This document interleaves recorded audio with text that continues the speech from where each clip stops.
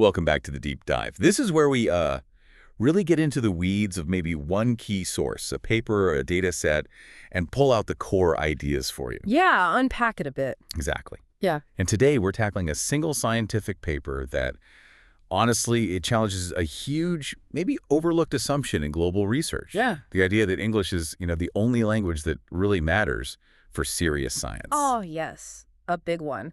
We're looking at a 2021 study. It's called Non-English Languages Enrich Scientific Knowledge. The example of economic costs of biological invasions. Quite a title.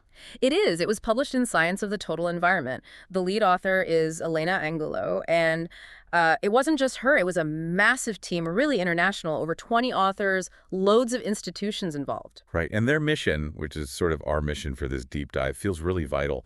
It's about understanding how sticking just to English literature can create these, significant gaps. Biases. And biases, yeah, in our global scientific data. And they use the economic costs of biological invasions, a huge problem, as their kind of test case.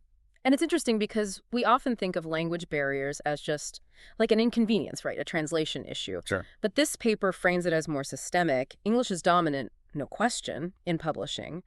But that dominance, it creates a real barrier. A barrier in data. Yeah, in knowledge and data transfer, especially, between the global scientific community and the people on the ground, local practitioners, maybe policymakers. Okay. And that barrier, it doesn't just mean less information overall. It actually skews our whole understanding of global patterns, what the risks are, what the priorities should be. Wow. So we're talking about a bias that could literally hide parts of global problems and maybe even lead to misallocating, I don't know, billions in resources. That's the implication, yeah. Okay, let's dig in. What was the starting point, the context they were building on? So the baseline was this existing database called InvaCost. You might have heard of it. It's pretty well known in the field. Right. It tracks the economic costs of invasive species globally. Exactly. And the original version, the English-only one, had already estimated the minimum global economic hit from invasive species. Between 1970 and 2017, it was, get this, US $1.288 trillion. A trillion.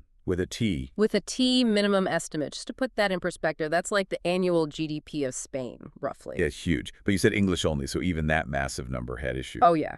Even the English database showed these really clear blind spots, big geographic gaps. Most of the data came from North America, Europe, Australia, New Zealand. So the usual suspects in terms of research output, maybe. Pretty much. The researchers suspected quite rightly that crucial data was missing, siloed elsewhere because of language. So what did they do? They launched this huge effort, a really meticulous multilingual search. They started compiling a new database, pulling cost data reported in 15 non-English languages. 15. Which ones? Well, big ones like Spanish, French, Chinese, Japanese, Russian, Portuguese, Dutch. A pretty wide net. Okay, now this next part sounds really important for understanding their results. They didn't just mush all the new data together, did they? They had a specific structure. That's right. And this is crucial for, scientific rigor. They couldn't just mix everything instantly. They had to create two separate non-English data sets. Why two? To allow for a fair comparison. First, they built what they called the comparable data set. This only included costs they found in non-English documents published before 2018. Ah, so it matched the time frame of the original English InvaCost data. Exactly, apples to apples. They needed to show really clearly what was missed during the same period just by ignoring non-English papers. Makes sense. And the second data set? That was the non-comparable data set. This one was interesting. It included stuff published after 2017, OR, and this is really key, unpublished data. Unpublished? How'd they get that? They reached out directly, contacted local experts, practitioners, managers on the ground in their own languages. Wow. Yeah. And while you can't strictly compare that unpublished data to the old English baseline, just finding it proves the value of talking to people directly, in multiple languages. Okay, got it. So the comparable set shows the historical blind spot, and the non-comparable set shows the ongoing value of linguistic outreach. Let's focus on the comparable findings first. What happened when they put the historical costs side by side? English versus non-English. The results were pretty shocking, honestly. First, just look at the sheer volume of data points, the cost entries. Okay. The non-English sources, they captured more data entries than the English sources alone. Wait, more? Slightly more, yeah.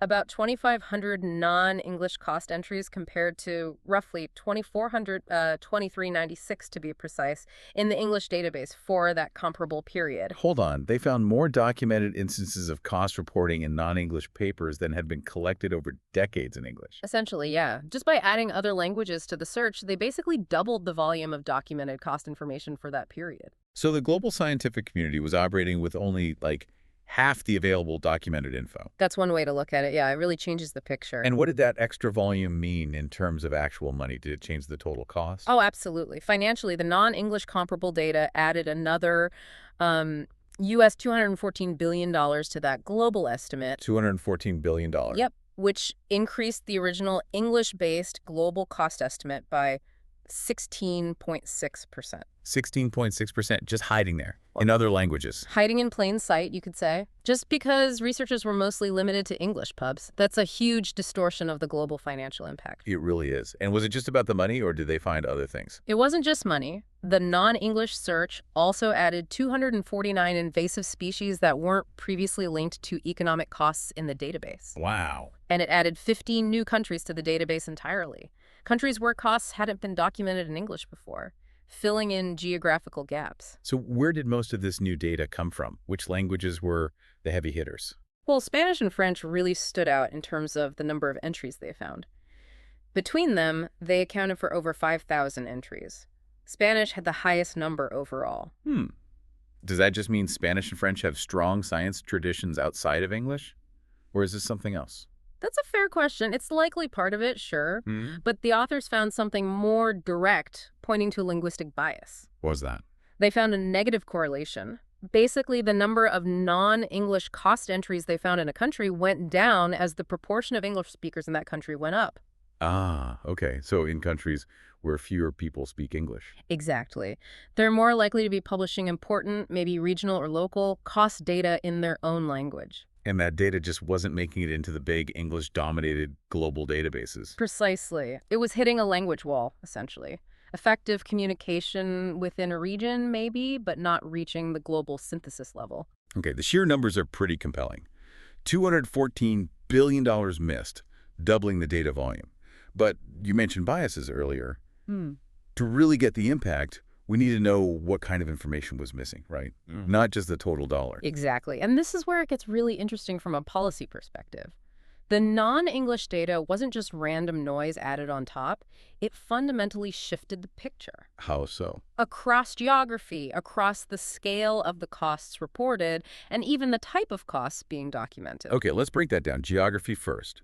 Where did the English literature seem to fail the most? Well, it's significantly underrepresented European countries, especially Spain and France, which kind of makes sense given what we just said about their contribution. Right. But the really big one was South America. Costs reported in non-English from South America were huge. They made up 53.7% of the total non-English costs they found. Over half. From South America alone. Yeah. So the economic impact of invasions in South America was being underestimated by more than half in the English-only view. That has massive implications for allocating conservation resources, right? Decisions for South American ecosystems were being based on seriously incomplete data. Absolutely. And that ties right into the spatial scale bias. Meaning? The English database was much better at capturing national or maybe regional level costs, but it largely missed costs reported at the really local scale. Like city or county level, local management efforts. Exactly that kind of thing. The non-English search, especially the Spanish data, picked up way more local costs. In fact, they found that 100% of the Spanish entries they gathered were classified as local scale. Okay, connecting the dots here. This suggests that the local managers, the practitioners doing the work, they are documenting the costs, probably for their own reports or local publications. Right. But that information just isn't getting into the big international English language journals they used for the original database. That seems to be exactly what's happening. The knowledge is there, but it's staying local. And that leads right into the bias and cost type. Meaning, what kind of spending was being reported? Yeah. What they found was the non-English entries were significantly higher for costs related to management. Management. Like controlling the invasions. Yes, the proactive stuff. Control, eradication, prevention efforts. That's where the non-English data was stronger. Conversely, it was actually lower for reporting damage or loss costs, compared to English. That's fascinating. So English literature might focus more on the big, scary damage number, the trillion-dollar problem, Yeah, the outcome. whereas the non-English literature, may be closer to the ground, is documenting the cost of actually doing something about it, the operational costs. That's a really critical distinction, isn't it? Because if your global models, based mainly on English data, are tracking damage, They're missing the cost of the solutions. they could be severely underrepresenting the resources needed for effective management. If those management costs are systematically hidden because they're in non-English local reports, well, they're likely to be systematically underfunded globally. And you mentioned earlier they got data directly from stakeholders. Yes, and this fits it perfectly. The non-English data showed significantly higher costs impacting authorities and stakeholders. That reflects them successfully gathering those local practitioner reports. The coal-face data, if you like. Makes sense. Any other biases? One more they highlighted was taxonomic, so which types of species. The non-English data significantly boosted the entries for invasive alien plants. Plants, specifically. Yeah. Plants accounted for something like US $120 billion, or about 67% of the total non-English costs they found. So if your global strategy is based only on English lit, you might be seriously underestimating the cost and threat from invasive plants. It suggests that, yes. Okay, let's pull back a bit. What's the big takeaway here? This paper uses invasion costs, but it sounds like a much broader commentary. I think it absolutely is. It's about the structure of science itself. Ignoring non-English data doesn't just mean you have less data, it means you have a distorted picture. Distorted where the problems are worst. And crucially distorted in terms of what efforts are actually being made to fix them. And remember that non-comparable data set. The one with recent and unpublished data. Right. They found over 2,700 entries there, much of it from practitioners. That just hammers home the value of actually talking to people on the ground in their own language. So for you, the person tuning in, if you see global recommendations in any applied science field based only on English data, you have to assume those recommendations might be skewed geographically, maybe in terms of what actions are emphasized, maybe even which organisms or problems are focused on. It could lead to genuinely poor global decisions. definitely food for thought. Did the authors acknowledge any limitations in their own study? Oh, yes, absolutely. Good science always does. They put in a massive effort, searching 15 languages, finding useful data in 10 of them. But not all 15 yielded data. Right. 5 languages, they listed Arabic, Hindi, Telugu, Tamil, and Bengali, didn't yield cost data in their search. And of course, the whole study was limited by the languages the authors themselves spoke. Meaning, there are vast regions, huge populations, whose languages just weren't included at all. Exactly. Think about all the languages across Asia, Africa, the Middle East. They barely scratched the surface of global linguistic diversity, which, in a way, makes their findings even stronger. How so? Well, if they found a 16.6% cost gap and doubled the data volume just by looking at these extra languages, imagine what else might be out there. Right. So what's the path forward, according to the paper? They really champion multi-language collaboration. They argue it's essential not just for better science, but for better policy outcomes. Bridging these language barriers, they say, makes management more efficient and should ultimately reduce the economic burden globally. And they practice what they preach. They did.